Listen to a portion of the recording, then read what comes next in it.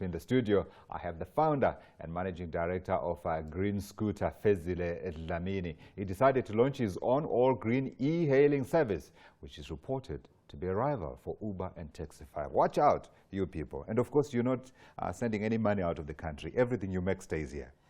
So there's a bit of a complication with that because of how I'm trying to get the government involved in my business. Okay. Is that I currently manufacture in Sweden. Okay. And but with vehicles manufactured in Sweden, we bring them into Africa. Right. Then, but from a tech point of view, with our apps that we're launching, those are completely made in South Africa. Building the relations locally. Okay. All right. Let's go back. Let's start at the beginning. All right. So you have an app that competes with Uber and Taxify, and for that we say right? We have a competitive value chain. Right. That competes with electric vehicles. Right. That electric vehicles? Yes. Okay. That competes with others who have e-hailing services and those who are also within the e-hailing space. Right. So my current value chain is 3 different models. Okay. Yes. So that's the business model. Okay.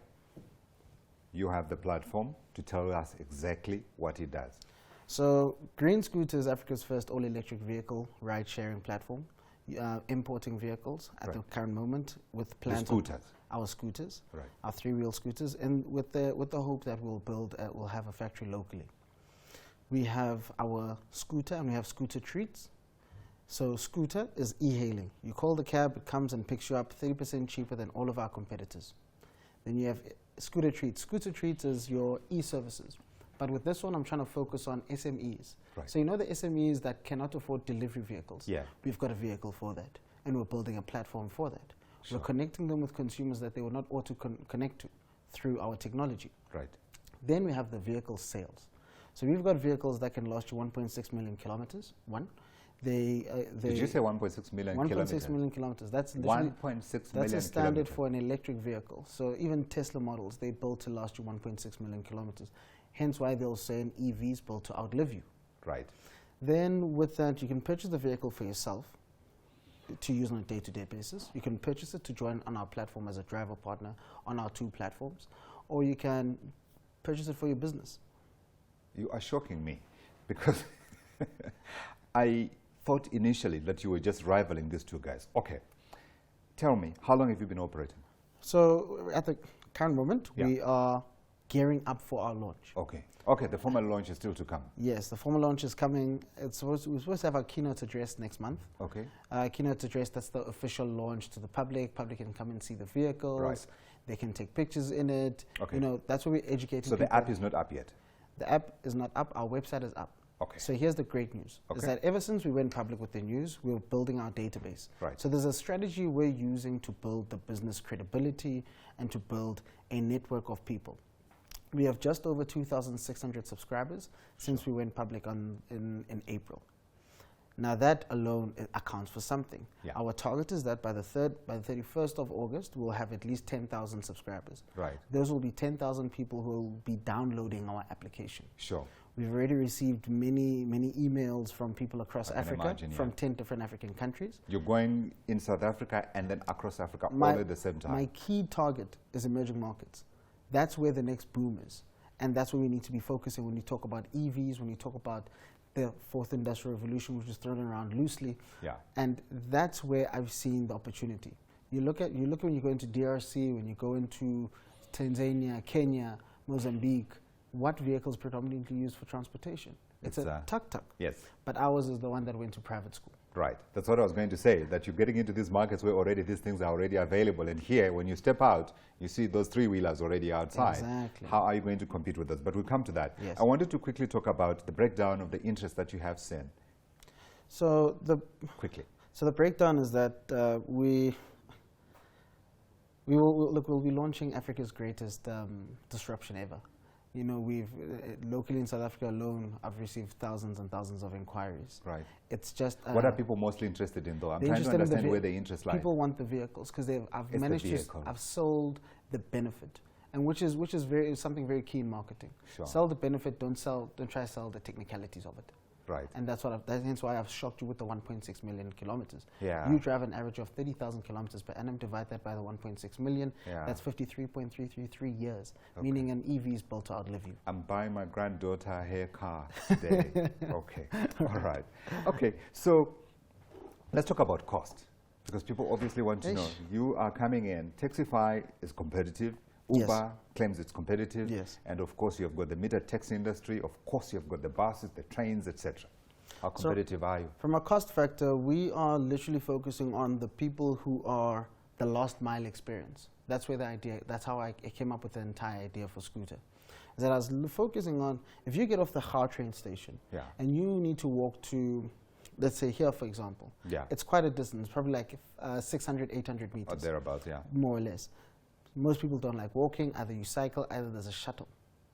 So we were looking at it in that perspective. Right. Now let's compare it with our competitors, your Uber and your Taxify.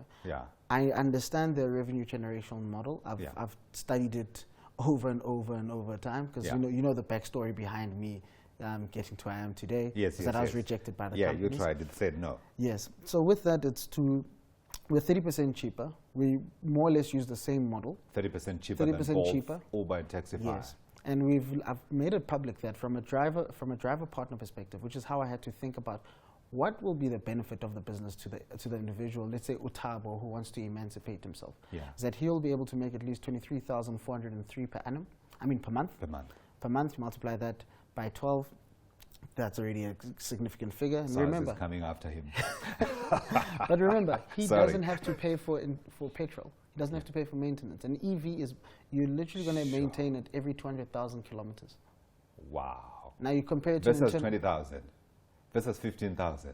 This is 10,000. Exactly, because our current competitors, the drivers are spending about 10,000 Rand per month on petrol.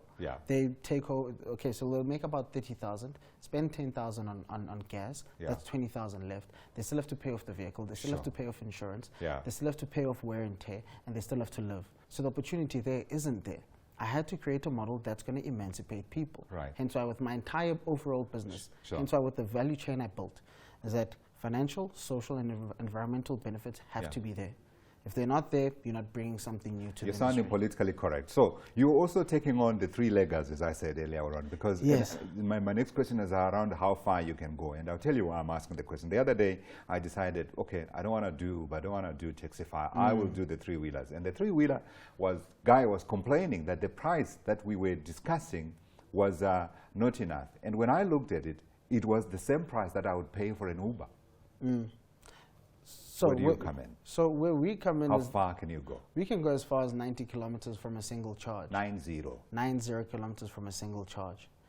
And then we have a battery swap option. So meaning you have two batteries. You can take out your one that's already depleted, put in your next one, then you have about 180 kilometers in total. Sure.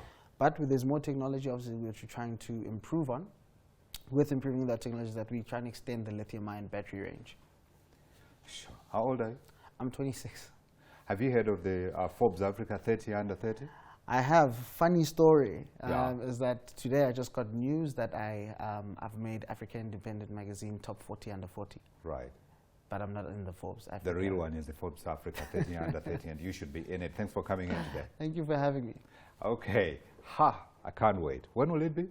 1st of September, that's when we're launching. Right. And then commercial is 1st of December.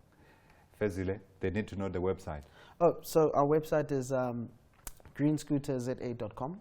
That's where you can go and subscribe, join the community. We share updates periodically on everything that's been happening. Because a lot of people ask me as well, how much is the vehicle cost? That we can't tell you because we'll tell you in due time. And I literally reply to every single email I get. Excellent.